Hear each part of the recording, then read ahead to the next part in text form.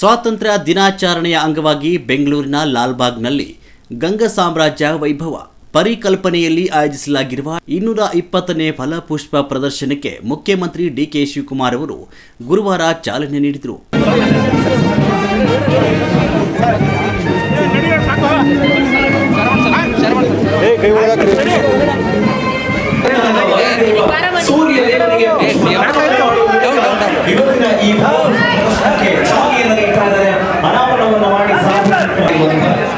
ಪ್ರದರ್ಶನಕ್ಕೆ ಎಲ್ಲರಿಗೂ ಕೂಡ ಆಗಮನವನ್ನು ಮಾಡಿ ಎನ್ನುವಂಥದ್ದನ್ನು ಕೂಡ ಅವರು ವಿಶೇಷವಾಗಿ ನೀಡಿದ್ದಾರೆ. ಅಂಡ್ ಇಂತಹ ಸಂದರ್ಭ ಅದು ಐತಿಹಾಸಿಕವೂ ಕೂಡ ಅವರು ವಿಶೇಷವೂ ಕೂಡ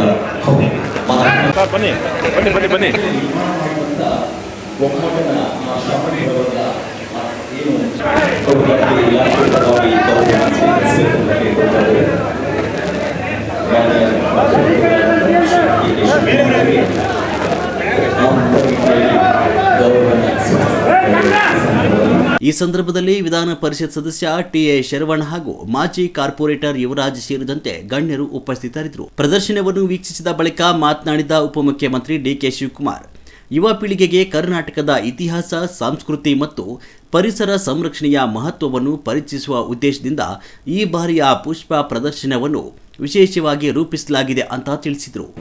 ಎಲ್ಲರಿಗೂ ನಮಸ್ಕಾರ. ಈ ವರ್ಷ ನಾವೆಲ್ಲ ಇತಿಹಾಸ ಪುಟಕ್ಕೆ ಮತ್ತೆ ಕಾಲಿಡ್ತಾ ಇದ್ದೇವೆ.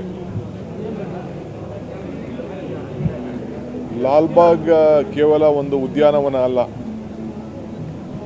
ಇದೊಂದು ಇತಿಹಾಸ.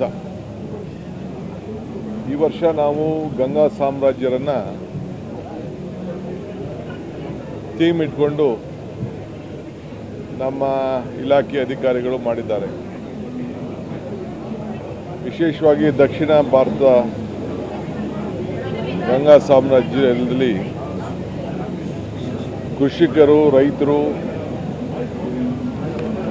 ಮಾಡಿದಂಥ ಇತಿಹಾಸವನ್ನು ಗಮನದಲ್ಲಿಟ್ಕೊಂಡು ಇವತ್ತು ಈ ಫಲಪುಷ್ಪ ಪ್ರದರ್ಶನವನ್ನು ಹಮ್ಮಿಕೊಂಡಿದೆ. ನಾಡಿನ ಎಲ್ಲ ಜನತೆಗೆ ಈ ವರ್ಷದ ಸ್ವಾತಂತ್ರ್ಯ ಸಂಭ್ರಮದಲ್ಲಿ ನಾನೆಲ್ಲರಿಗೂ ಕೂಡ ಈ ಪುಷ್ಪ ಪ್ರದರ್ಶನವನ್ನು ನೋಡಿ ಭಾಳ ಸಂತೋಷ ಪಡಬೇಕು ಅಂತೇಳಿ ನಾನು ಮನವಿ ಮಾಡ್ತಾ ಇದ್ದೇನೆ.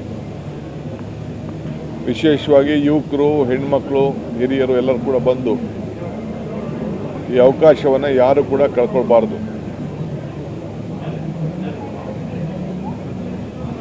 ಕಾವೇರಿ ತೀರದಲ್ಲಿ ಈ ಸಾಮ್ರಾಜ್ಯ ಶೋಲ್ಡರ್ ಕಾಲದಿಂದ ಹಿಡಿದು ಬೇಕಾದಷ್ಟು ಹೋರಾಟಗಳನ್ನು ನಡೆದಿದ್ದನ್ನೆಲ್ಲ ಇವತ್ತು ಇಲ್ಲಿ ಭಾಳ ಇತಿಹಾಸವನ್ನು ತೆಗೆದುಕೊಂಡು ಜನರಿಗೆ ತಿಳಿಸಿದೆ. ಗಂಗರು ಆವತ್ತಿನ ಕಾಲದಲ್ಲಿ ಕಟ್ಟಿದಂಥ ಕೆರೆಗಳು ಇವತ್ತು ಶಾಶ್ವತವಾಗಿ ಇವತ್ತು ಉಳಿದಿವೆ. ಸೊ ನಮ್ಮ ಕಷ್ಟಕಾಲದಲ್ಲೂ ಕೂಡ ಆ ಕೆರೆಗಳು ರೈತರ ರಕ್ಷಣೆಗೆ ಬಂದಿದೆ.